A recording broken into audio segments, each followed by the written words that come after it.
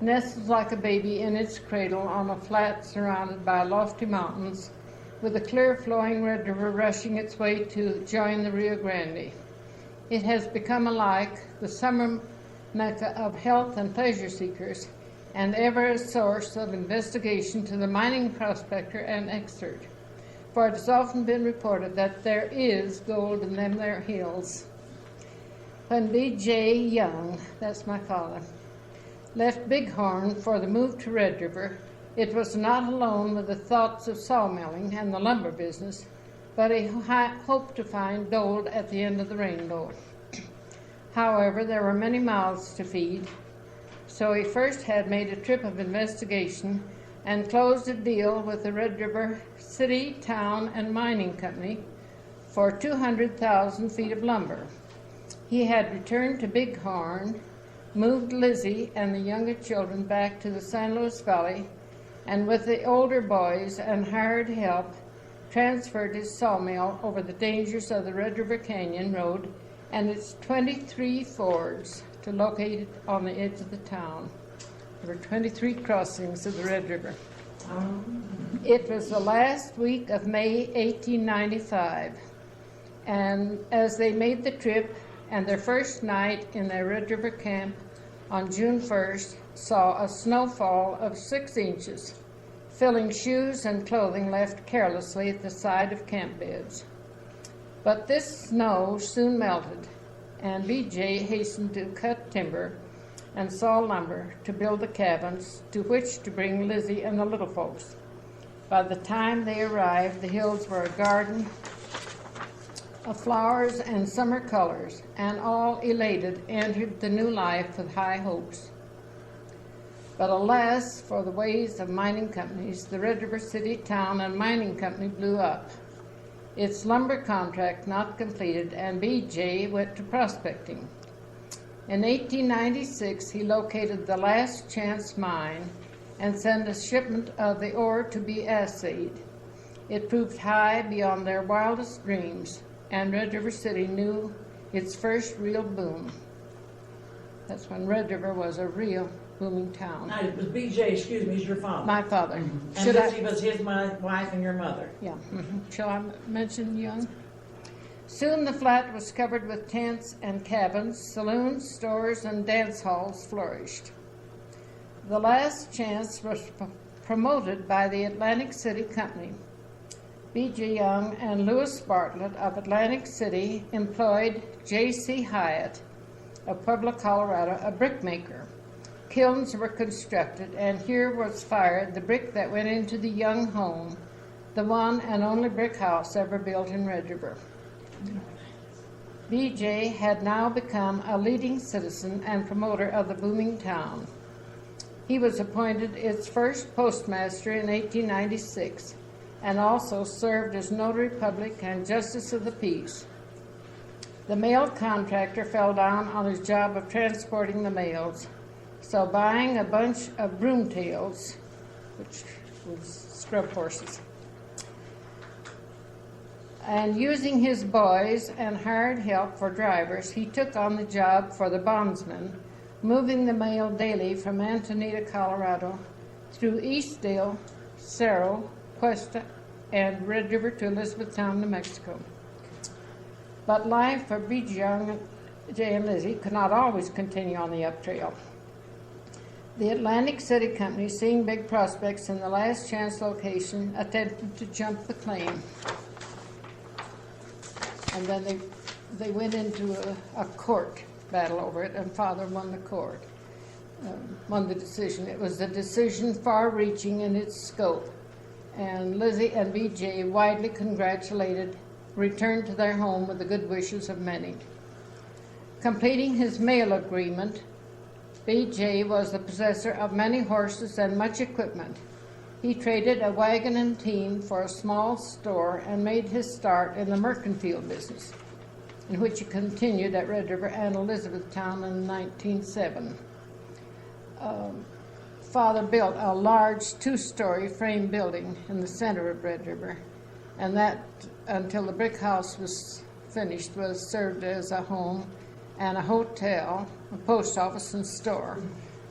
for the Little family. brick house on the Grandview camp? Yes. That's the old brick That's house. the brick house. The brick house, but the big old two-story frame building, I believe, has been torn down. Where was it? It was close to the brick house. Oh, The Grandview camp.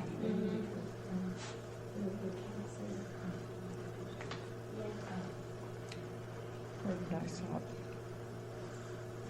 In the meantime, the Red River boom had played out, and the manager decamped to Old Mexico with funds, and Red River financially had gone to the bottom. The EJ, ever on the alert, moved his sawmills for 2 years' run into the Twining mining community, and later again over the hill to the terrible Red River Hill to Elizabethtown. Many years before, the Forest Service constructed the magnificent auto road that is now traveled and maintained.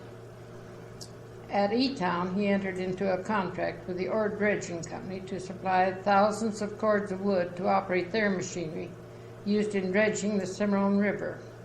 He opened a store or commissary and had hundreds of men and teams at work.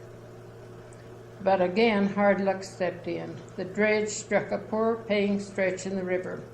The manager took the company funds and also departed for Old Mexico. Red River.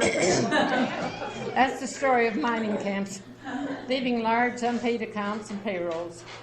After attempting to recover his finances in a community as hard-hit as himself by sawmilling, he sold what holdings he could and bought the present ranch at Sanford, Colorado, where the family has made its permanent home since 1909. And then this is about the schoolhouse. Now, were your folks Mormons? What Jack Dempsey is? Isn't Jack Dempsey everything? Yeah.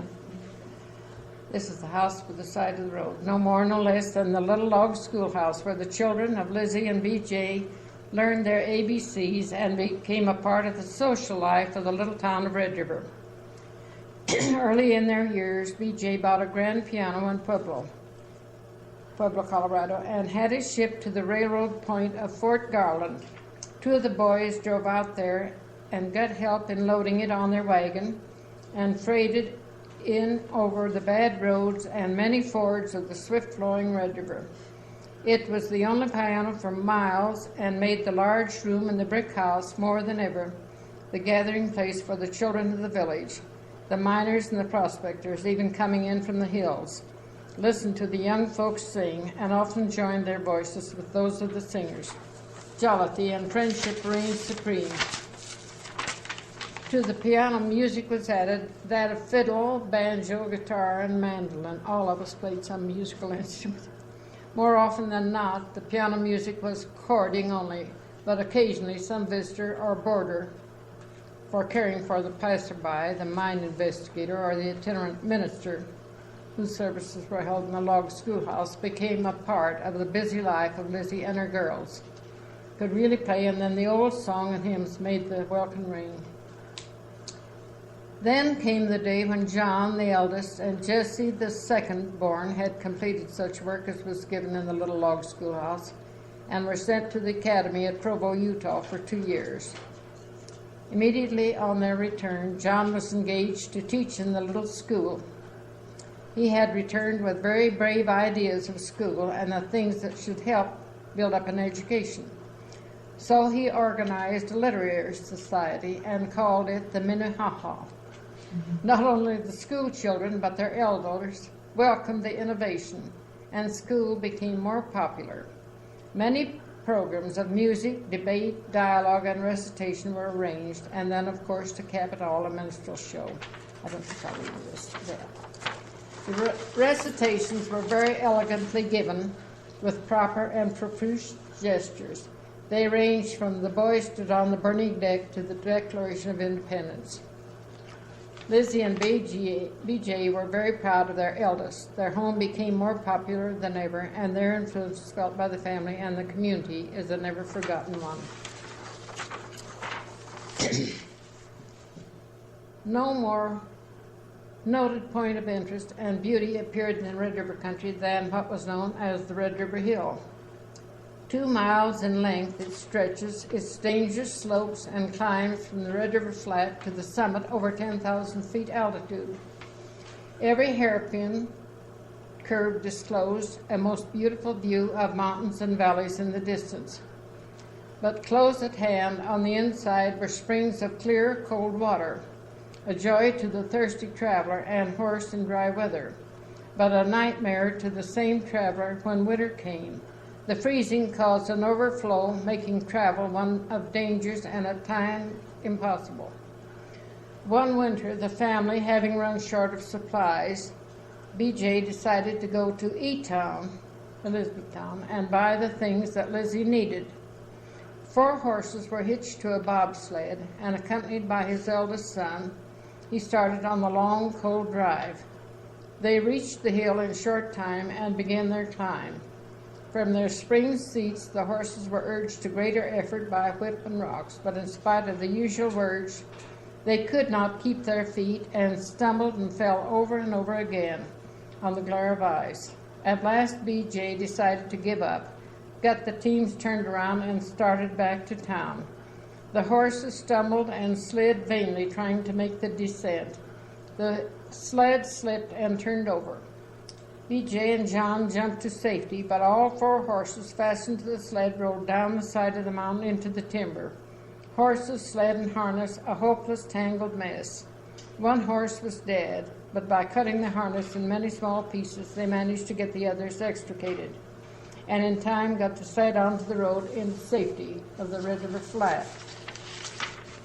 They have not succeeded, of course, in securing the needed supplies, but Lizzie was so glad to see them home safe rather than, as she had feared, injured or even killed, as the one animal had been that she planned her meals and fed her family, the food at hand. Some years later, this hill was graded so cars could manage it if the weather was good, and then the United States Forest Service took over, built and maintained a beautiful surface grade that saved for a few hours immediately after a heavy snow allows year-round travel.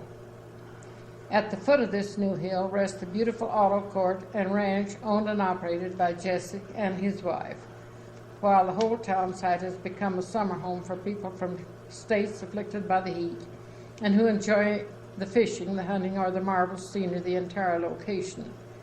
The Young Ranch was a homestead. Father had homesteaded that.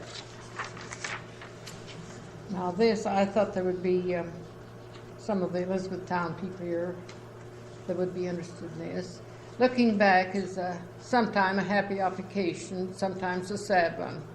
Some friends had gone ahead to the happy hunting ground, while others remained to remind them of these very busy formative years. Among these are Mrs. Cartwright, whose shoulders was ever ready to share a weep or whose ready laugh to share a joke. Now, these are old-timers of the early days. Mrs. Cartwright drove from Cimarron to Sanford with Dr. and Jane Bass for the golden wedding.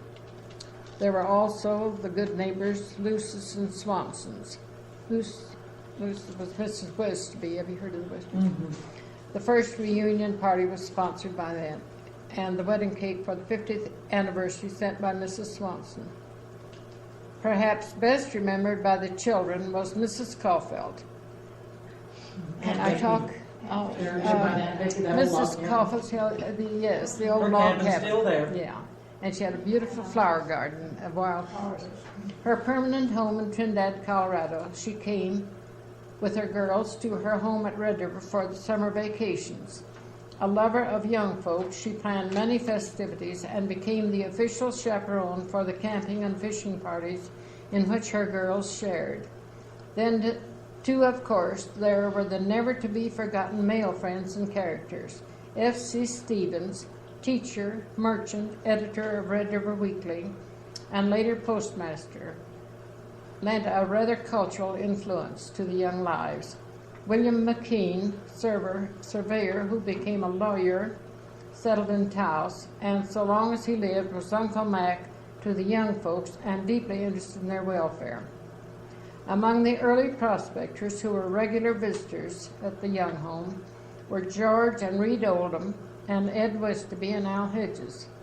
The Penn and Melson families also held a place of interest from early days. They were homesteaders and hotel people, while Mr. Penn served as postmaster for several years.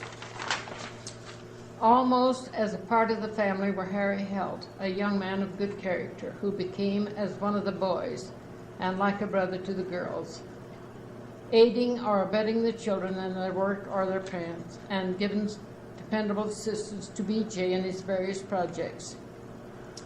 For B.J., the outstanding friendship memory goes back over to one man in particular, for a close personal friendship developed between a young Southern physician, Dr. Clarence Bass, who located in Newtown, and himself.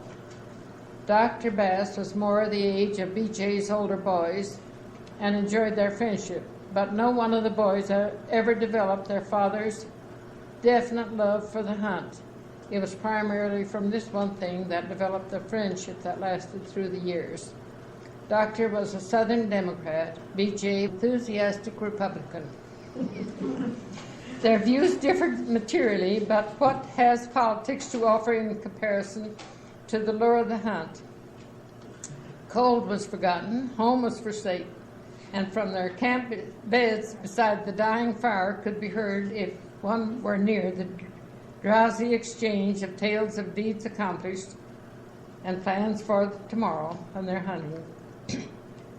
No year was complete that did not include B.J.'s trip back into the mountain country where Dr. Bass had built up a fine practice, and with his wife Jane, a daughter of a pioneer miner living at E-Town, developed a lovely orchard place and home in Cimarron, a town 25 miles from E-Town where he got his start in life. No opportunity to continue these tales and exchange experiences was ever lost by these pals. When Lizzie and B.J. celebrated their 50th wedding anniversary, Dr. and Jane drove the long miles from Cimarron to Sanford, Colorado to attend. And when it come time for the bridegroom to stand with his bride to receive their many gifts, he could not be located. Finally, one understanding son found him with Doctor out by the haystack, exchanging their tales of hunting. Their friendship was only ended by Doctor's tragic death in an automobile accident only a short time following the party, but memory lingers on. And now I'll read you about our wedding. Lula, that was me, had fallen in love. The family had returned to Red River for a time and were camped in the old brick house. Mr. Heck, father of the lad in the case, insisted that no quiet wedding, such as Lula's family were prepared to give at the Red River temporary home, would satisfy him. He wanted a real celebration. Granting his wish, the whole Cimarron population, as well as that of Red River and the Marina Valley, was invited to one of his ranches for the ceremony. A band of Boy Scouts camped near begged to be included.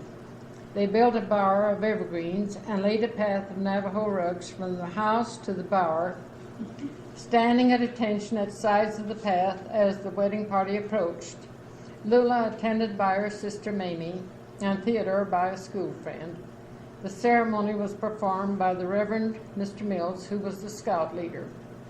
The festivities continued all day and all night. Refreshments were served for the few who must leave early, for it was the good old horse and buggy age, and at evening such a dinner as can only be imagined by those who know the ways of the cattle range can realize. The following Saturday night, the bride and groom rode to Red River on horseback, a distance of some 25 miles, and gave a wedding dance in country style for over 200 friends.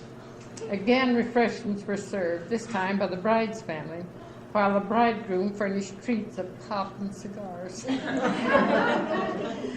Thus ended the festivities, and the young couple became Mr. and Mrs. to the stranger.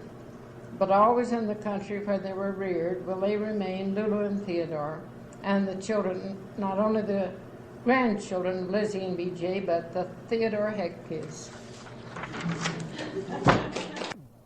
He's a doctor, and he's practicing it now. See that? I was wondering if he was their son. But the doctor died. one. Does that give Now, you how enough? many in your BJ's family, in your There was family? 12 in our family. 12 in your Mhm. family. And how many are living? Well, there's only a few of us left. How many? Well, let's see, 1, 2, 3, 4. 4 of us left. 4. No, there's 6 of us left. 6. Don't know their family like the rest of us. 6 of us left. But does that give you enough historical facts? to really- And now she has a picture of the original schoolhouse, not the little red. Yes. And it burned down. Didn't the log schoolhouse burn down? I don't know. You see, there's a long period of time we were away from there, and I don't know. Well, and in that, do you have anything about the feuding? How they feud? Well, nothing of that was put into this. Nothing of that was But put I in. remember when that feud happened. There was always two sides. You know, that end and this end. Well, when Bitter Creek About Bitter Creek. would Bitter Creek was overflow. a division. We live right on Bitter Creek. Oh, do you? Oh, you do? Yes. Well, it used to get awfully high and overflow, and then there'd be a fight in town to see that water didn't flood this side or that side. They push it on, you push it over there, push it back. Oh, they did that after we came. That And was going on. then one time there was a girl shot on that boardwalk that went across. They had a boardwalk across it, but She was Mr. actually. Westerby used to tell us about it. You know, Ed Westerby. Yeah. We in Red River while he was still Oh, alive. were you there? We lived there 27 years. Oh, you have? Well, I'll declare. And we knew quite a lot about the old times Yes. there, you know. And the clappers, they owned Oh, Grand yes. View Camp. Oh, yes. And that brick house is on the Grandview Camp. it's still there. It's still That's what I want them to make into a museum. It's still there. Yeah, that would be nice. But they want the schoolhouse, but I think the brick building can make The it. brick building, that's the only, Where was this two-story building? well, it was right near the brick building. Brick building, you said here, and the 2-story building was over here. Right on the corner. But I think it's been torn down. Across the street from me, or? Yeah, right. You turn to go to Finks this corner. Then the brick building. I think it's torn down, isn't it, the Yeah, yeah. 2-story building? Uh-huh. The brick is still there. 1960. What? The schoolhouse we have now, when was that built? Oh, 1960. 50. No, that's just, no, that's, When was the year of this? well, it says something here about 1909. That was, In Red River, it said 1909 up there. Here's where the Phippses, you know, you didn't mention the Billy, Phipps. you said that little brick place is still on the Grandview? Right, on Main Street. Maybe they would donate it, and there's what I think the museum should be. That orange building, you see it. You should go out on the street. That orange building. Huh? Do you know when that old schoolhouse was built, what year? this one, well, it must have been in the 1900s, sometime in the early 1900s. But it was, one teacher. No, I really can't tell You you. don't know anyone that's buried there? I You don't wouldn't know remember. where, but you know some of their names. No, I don't remember anyone except the Brandberg girl, and I'm not sure she was buried there. But, Well, did you know Mrs. Smith? no. That lived in Red River. Oh, that was long after we. After you left. Uh-huh. She was quite a prospect. But at one time, when my brother was quite young, Jess, somebody died there, and they went down to dig a grave, and that was one of the first graves that ever been dug in Red River, and they dug into another grave, and it scared everybody to death, so they came But see, back the Women's home. Club now has that cemetery fence. Yes, but they never knew who this person was that was buried down under the grave that they dug into. And there are so many mounds there, you know, but no. Yeah. Wasn't the Millettes buried there? Oh, yeah, the Millettes are buried. Millettes are buried. Well, I know where they're buried. Well, the Millettes were still living when I left. We know where the Millettes are buried. You know, it's out the end where they cut the fence off for a grill, somebody did. Their graves are right there. And they were in over the memorial and cleaned up the graves. The Millettes were one of the first homesteaders that went into Red River. Well, they're gonna make a memorial out of the old Crunny cabin. They own the Millette cabin, you know, the They were- Crunnies do. They're gonna put a plaque out in the yard for that, aren't they? Yes, they Well, are. they should. I think that's an They are. interesting. This meeting they've been having, they're gonna put plaques at the city hall, the city hall, Red River Land City and Yeah, really still up there next to Jack Emery's. That was the old first city hall by Mr. Jones. They're gonna put a plaque there. Now that's what they tell me. And they're gonna put a plaque at the Crummy Tap. And you know Red River, if you tell, they tell everything. Yeah. They know they live. In the early days, they had a town site, and they laid off the lots, and it looks like people would claim these different lots. Still do. That's where the town was Still do. divided. And so Mother and everybody had their lots platted out here. And then these people down below Bitter Creek started coming up to jump their lots. So that's when they had a If you're few. injured over an aisle, they'll get you. And they started to have some killings. And so Mother said one night, somebody was coming up to jump her lots, some of the Phippses or somebody. And so she said, well, all right, just tell them to come. I've got a boiler full of scalding water on, and if they want to get scalded, she wasn't going to shoot them. Well, now, when did you marry? 1913. 1913. That's 60 years ago. Yeah, we had our 60th anniversary this year. I beat you. I've been married 64. Oh, we intend to have a celebration this year, but our children had accidents and were sick, so we had to postpone it for another year. How many children you have? 3 daughters. Please. Have a daughter in Raton. She's married to the Gallagher, or married, related to the Gallaghers and the Hatters and all that bunch over there. Her daughter is married to a What is mortician. Young's Ranch now? That was your brother's. That's my brother's father homesteaded that place, and Your then father homesteaded he gave it to Jess. Nobody else wanted to live in Red River. Got to be just a deserted town at one time, and so he gave that to Jess because he was living there. Well, did you ever get to know the Pratts? They have heavens. the Booker place. We all grew up together.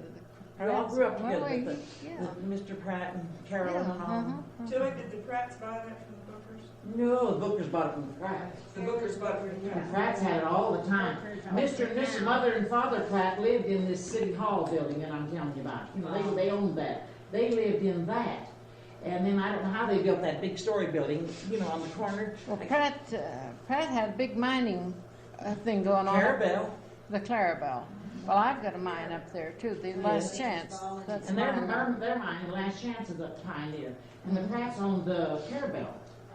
Well, when you die, don't you? That's it. Well, what happened? Who owns the Clarabelle now? The ski area. Oh, they did. The ski area bought it from Arch Hurley. Do you remember Arch Hurley, the politician in Santa Fe? Not Pat Hurley, Arch Hurley. Oh. And he married a woman from Amarillo, and she has it, and she sold it to the ski area, Oh. to the Red River ski area. And what are they doing with it? Well, they expected to build a ski area up there, but I think it's flipping. Well, Tilly, did some folks come over there and work on that? No, I heard there was a lake down there where wrong. Booth Ranch is, and There was. there was. Uh-huh, And there that was was. all like house. There was at one time, yeah. And that was always known as the Millette Ranch. They were French Canadians, the Millettes were, and they homesteaded Was there. it premium size? Well, not the Carabelle. No, not the the Carabelle big. belongs to the Red River ski area, doesn't it, folks? It belongs to the Red River ski area. No, not anymore. And you see Carolyn Pratt, Carolyn's still alive. Carolyn was a moose. She married Pratt. And Carolyn is still alive in California. Carolyn. Elizabeth Pratt. Oh, yes, yes. And her 2 daughters were here this summer. Been Oh, gone were they? 30 years. Here they knock on the door and said, "You remember me?" Oh, for goodness sake. Oh yes, they were back. And they with the Moots had a big reunion at with Adolph and George, Oh, they did. Barbara and Elizabeth came. The 2 girls, Yes, 2 oldest girls. yeah, I knew Because his Lyman mother has real well. died. Elizabeth's still alive. She's my age. Mrs. Heck, now, will you tell me what the name of the book? You said that this was taken from a book. Your niece, My sister-in-law. My sister-in-law, who was very prominent in the Albuquerque Business Professional Club. What is her name? But then, well, she's passed away now, quite a few years. Her name is Bessie Lee Young. What? But the name of the little book she wrote for members of the family was called The Life of Lizzie. And it was really more about Mother's life. Well, than wasn't that nice? I mean, Oh, no. it wasn't. She left it. It's the times. Well, this is just She part wrote of it. just for the family. Just a But it should be. Well, I know I have a daughter that can write, but she won't. No, Well, we you get tell her that she Well, the Well, on most rest, of the abstracts, Stephen's names and these names that you gave us are nearly on all the abstracts in Red River. Stevens, The Stevens juice. well, he was just, It says Stevens on the abstracts. Really, it does on mine. on the old abstract? Well, he must have been an official then. the surveyor. He published a little paper, and I used to be the printer's devil. I inked the tape, and it was all hand machinery. Well, then now tell them about Mrs. The Red River, Yeah, we just get that. We used to Oh, get the old Red River. Weekly. well, not that long ago, you didn't. Editor of the Red River Weekly. Well, But we that had the was- prospector. That, well, Mrs. Cartwright and Mother were very close friends in Red River. There were very few women in there at that time who they worked together, and they used to help each other out when their children were born. And Did they deliver were back and babies? forth. Yes, it did. Mother was midwife a good many times for Miss Cartwright, and Miss Cartwright would help her out. But one time, Miss Cartwright had a baby, and Mother had taken care of her and washed and dressed the baby every morning. This morning, she picked the baby up, and she says, "Well, good land, this baby's got 2 thumbs." And sure enough, Belle Cartwright had 2 thumbs. She had 2 thumbs. And on one hand, just one hand. See, Mrs. Gaskin, who is still living in Raton, was a Cartwright. And there's several of the Cartwrights still living, aren't there? Sons in Santa Fe and Yes, D.C., Washington, D.C. and Mrs. Cartwright came from a very noted Scottish family, the Mackenzies. Her brother was cattle king of South America at one time. But her family disowned her because she married one of the cowboys. And so they lived in Red River, and they were very poor at times. And had But quite she a wouldn't struggle give up together. her rich She wouldn't- husband, did she? No, she wouldn't. I wouldn't either. Tell us about that long cabin here on my place. Didn't you and Tony have that? Yes, up there on the corner, you know where Horace Johnson, you know their story is, and up on that corner, it was a little log shack, and it's one of the oldest, and that's gonna get a wooden plaque, so they say. And when Big Toe and I came in 1930, well, we started the Evergreen Sandwich Shop there. You know, on the corner there. And they own the place next to it. Davy Houston used to own one cabin down in that area. And right back of the sandwich shop was a big hotel at the back. The foundation is still there. Right across the Red River Schoolhouse, right on the corner there. Where's his foundation you're talking about? It's back there. You look at that corner, on the corner, the northwest corner. Is it still there, cement foundation? But old Davy Houston used to be down at the mouth of the Millette Creek, what they call There, Millette you see Creek. some names there. Over here by the creek then. You'll have to go look, I've seen them, I'm sure. And of course, when we came, well, the Red River, it was 1930 when we came. Of course, I never run a cafe, and I've never had a bar. Everyone thinks I'm a bar gal, but we've never had a bar. But you'll do anything to make a living, you know. You did that. You surely But did. anyway, we just had that old log building, and my husband said, well, they can fire me, but they can't run me out of town. And my husband was very ambitious, And Mr. Horst and Mary Johnson owned that. They rented it to us for $5 a month. Oh. No water, no electricity, and I cried like a silly woman will do, you know. Just didn't want to stay. I said, I'm going back to Kansas. I will not stay, and I will not stay. And he just begged me on his knees, you know, and I finally, of course, gave in. What else, you know. Tony Jr. was just 7 years old, 6 years old, his first school. So we had to haul him down to Molly Mine. And Coleman lamps, no water, Ada cooked for me, $7 a week, gal. For goodness sake. Remember that? Yes, I do. And Earl worked at Clappers, and had the gas station in the rooms. Wood stove, you know, wood hot one minute and cold the next, you know. I was 36, I cooked for you. Yes. And that's how, and Coleman lamps, you know, just a minute you get a crowd while the lamps have died, you know. Then they had dancing in the schoolhouse. And we had Coleman lamps in there. Now, you know, everything's modern and we don't have anything. But anyway, they had Coleman lamps in there. And then they'd come over and had dances every Saturday night. Fiddlers from Ute Park. I don't know what their names were, but they'd come over and just seesaw, you know. And Maggie Moots and Emil and all the Haddos all come over and just dance.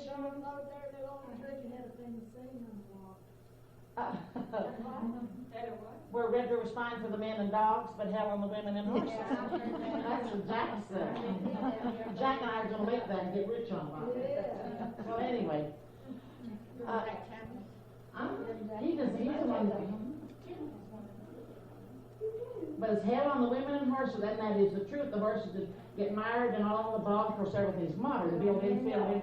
Poor horses just starve to death, get stuck in there, and nobody can pull them out. Wish I had all the names of the ladies sitting here today. And Ada cooked, it was wood stove. Ask you, or invite you to be an honorary member of our women's club, and then to meet every second Tuesday of the month in Red River. We'll have our regular meeting this coming Tuesday. Usually at the Little Red Schoolhouse at 1:30. And if you can ever see your way to maybe make the drive up and see the Aspen, or if this Tuesday you could do it, well, we would just love to have you come up and do Thank it. you very much. See the town and all. Very much. Well, I think I'd be delighted to be one Could you do member. it? I'll try. This coming Tuesday? Well, not this coming Tuesday. Well, We have other She plans. comes every summer. Well, please do, and drop us a note. You tell Tilly, get in touch with her and let her know. Tilly's not ever up. No. Tilly, not a minute. Really, we didn't have any 8-hour days. So No. when I got before you came there, it was about 16. 16, Yes. And we hope to see more of you over here, We over this will, way. we certainly will. Don't forget there are other motels all around here. Lovely. It's I've lovely. never been here before. So many of the women haven't been here, you know. Yeah, well, it is a lovely It is place. a beautiful place. If you're tired, it's the best place in the world. Come and get a rest. Because there's nothing to do.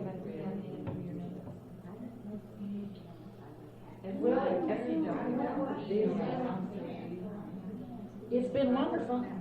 Well, it's been We wonderful still for want to see me. the little, can we see the little church?